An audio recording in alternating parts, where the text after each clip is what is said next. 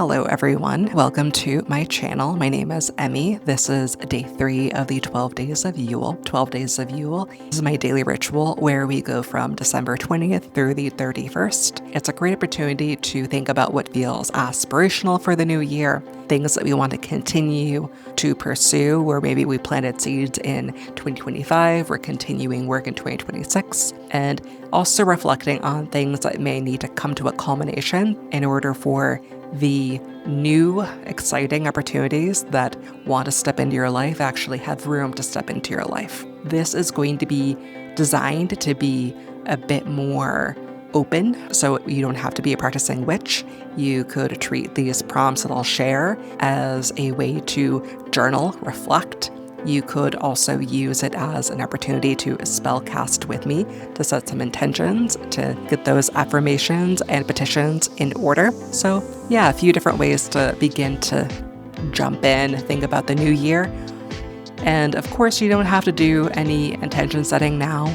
Even if you are a practitioner, this could be something that you're treating more like a way to set the pace, do a little bit of discernment, treat it like the figuring out time, as opposed to I have to lock in exactly what I want here and now. That's what we'll be doing. With it being 12 days of Yule, I have been using the 12-house system of astrology as a way to unpack each and every day. With it being the third day of Yule, that is a third house day. With it being a third house day, that means we'll be looking at the lower mind, that is the mind operating on its normal day-to-day level, routine interactions with others, communication, short journeys and moving about, brothers, sisters, neighbors, and all other relations except parents. The Roman poet Menelaus also referred to the third house as the temple of the moon. So that's a very beautiful way of acknowledging that here's the earth, there's the moon right there. They're essentially next door neighbors. I love how Robert Hand talks in that section about the third house. It is a little bit unique in that it does feel like more there's this odd amalgamation of different things going on that it is overseeing, that it's speaking to.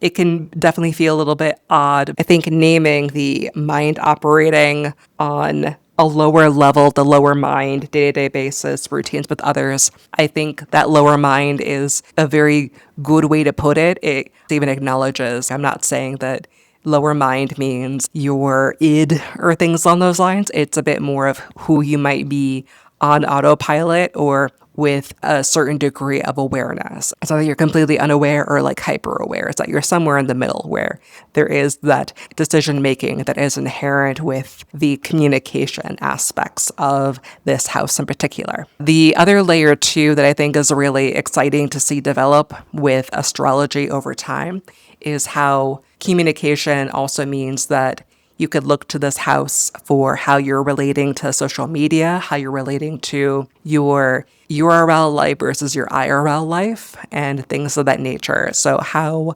online do you want to continue to be? How analog would you like to embrace being? Yeah, I really think that it's a strength of the house, that it has so much that's able to address, help to clarify as you're able to learn more about it, explore it more. Because they even name as well, if you have certain placements in the third house. I have my sun in the third house. I have my Venus in the third house. There is that tendency that we'll see with that pairing in particular. These people tend to be writers in some way. They tend to be impassioned speakers. They tend to have a presence. They tend to be storytellers in some way or another.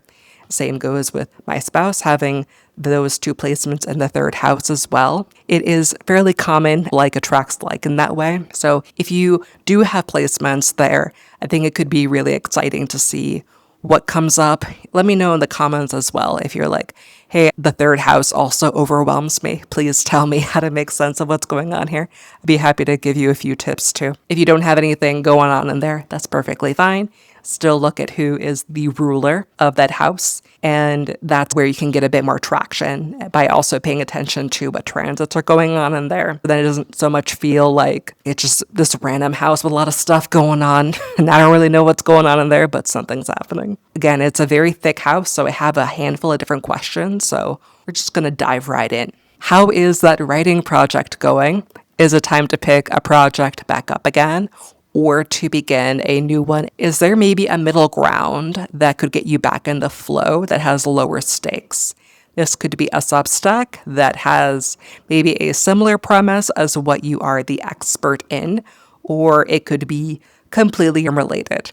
A friend of mine, friend The Alchemist, a Substack called Side Quests. I'll include a link in the description as well. Shout out to Aaron.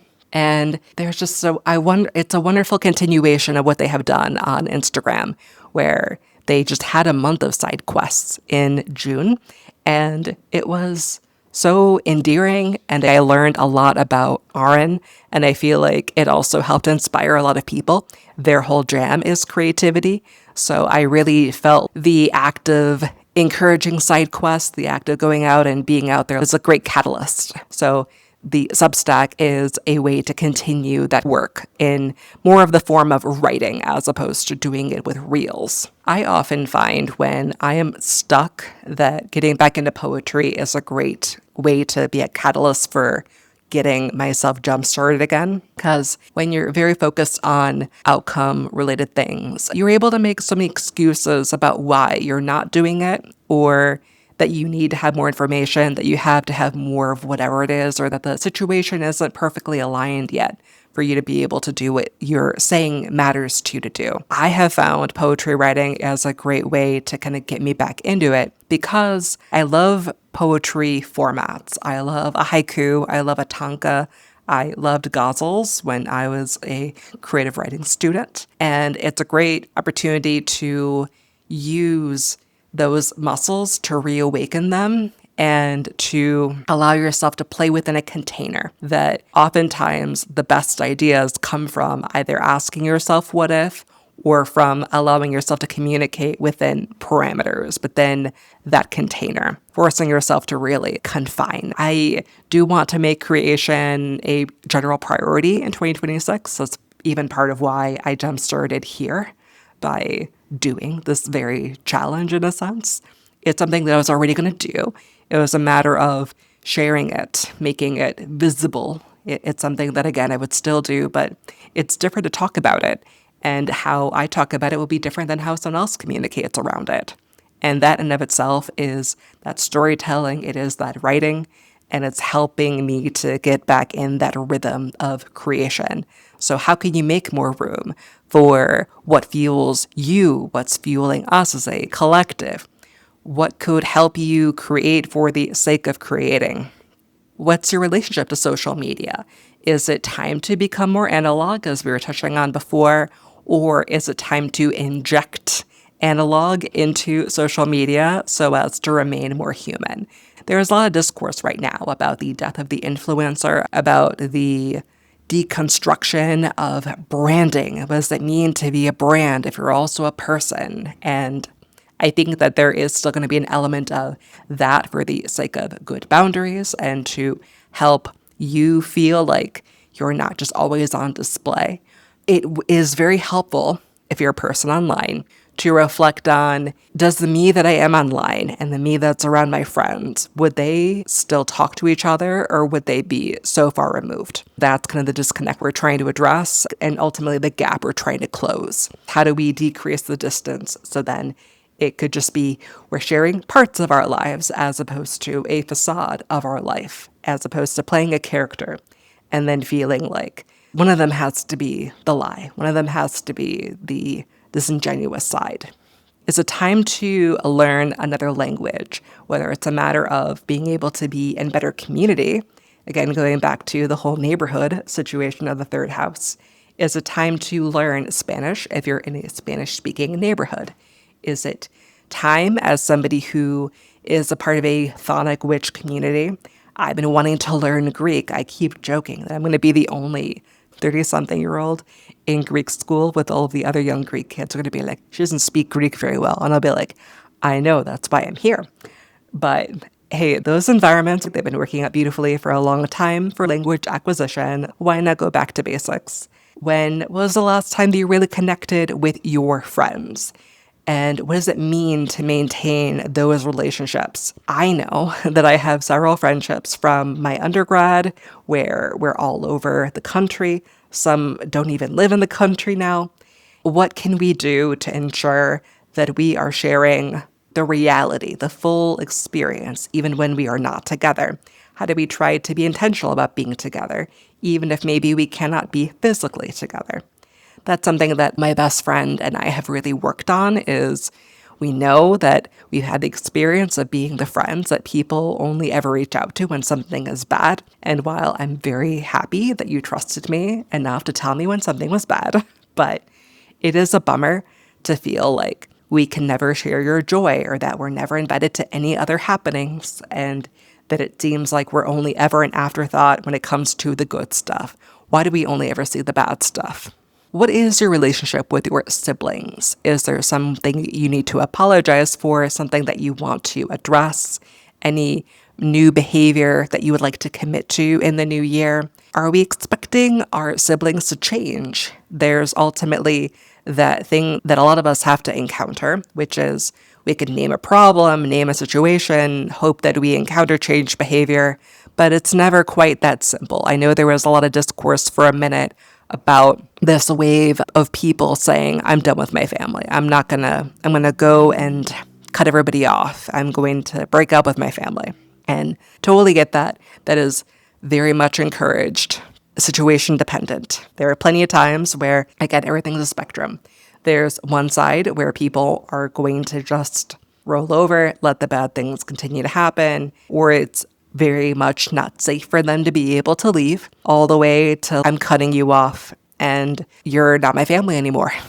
There's plenty of people who find something in those two, between those polarities. So much of what we could encounter when we communicate that there's something that's frustrating us, that there's something that feels like it needs to be changed. If so much time goes by and it does not come from them, it has to come from you. What in your sphere of influence can you do so you do not walk away from every encounter with all that pain, or that you have a plan for self-advocacy that is in the interest of advocating for yourself, where you're able to go, okay, the thing happened. I told you this was the boundary. When you crossed it, I'll see you next year. Feels very Larry David. Like I'll see you tomorrow. And maybe that's what will ultimately be the healthiest, if you're going to be the thing that has changed somewhere along the lines. And want you to know that I empathize and I feel for you if that's where you are, or you have been, or may need to go along that pathway. It can be rough to feel like it's only going to have to come from me. And maybe it does, but there's only so many times you can feel let down and know that you're going to keep following that same cycle of going, thinking something different will happen, being hurt, crying, and then rinse and repeat. So instead of rinsing and repeating, what can you do to disrupt the cycle? And don't just think about cutting out, think about adding in. So it doesn't have to be that you cut everything out and then you don't see anybody ever again. Figure out what it might look like to have something again in the middle, where you can have some relationships with some people in your family, because maybe the whole unit altogether ain't it. But if you have a few good cousins, then figure out something with those few good cousins. It's better to try to maintain what you have with whoever is worth engaging with, who is going to meet you where you are, than to deny yourself all form of connection. That's the beauty of, again, the third house being communication oriented, is there's a lot of conversations that you may have to end up having as a result of wanting to heal in these different areas. But again, if they're all together, at some point or another, they're going to bleed into each other, and things may line up better and more so in your favor. It may not be what you wanted, but it'll be what you need, and you'll find the joy in the midst of that. That's all for today's. I'm gonna get to firing, and this is definitely a heavy one for a lot of us. I do want to offer, with it being the holidays, if you have relationships that feel good with siblings, with people who are close to you, then I hope they are able to enjoy this time with them. And if things are a little bit more complicated, then I hope this gives you a little bit of grounding and offers you a little bit of a jumping off point to reflect, discern what you could do differently in the future if there is room for you to make a decision, you to have a conversation, you to communicate and advocate for your needs. And also don't hesitate to ask for help from somebody else, because sometimes the best words come from somebody who is removed from it. If there's somebody who can be an advocate for you, let them show up for you. Again, it's a rough time of year. We're all white knuckling, and we should be doing the opposite of that right now. It should be restful, restorative, letting ourselves just hunker under a pile of blankets. So see if you can make a little bit of room for that today. I wanted to take a moment to thank my patrons who made this video possible. Thank you especially to my Conjurer patrons, Georgia, Karina, Jess, Laura, The Wowls, and Mallow. I will see you all for day 4. Thank you for watching and for following along.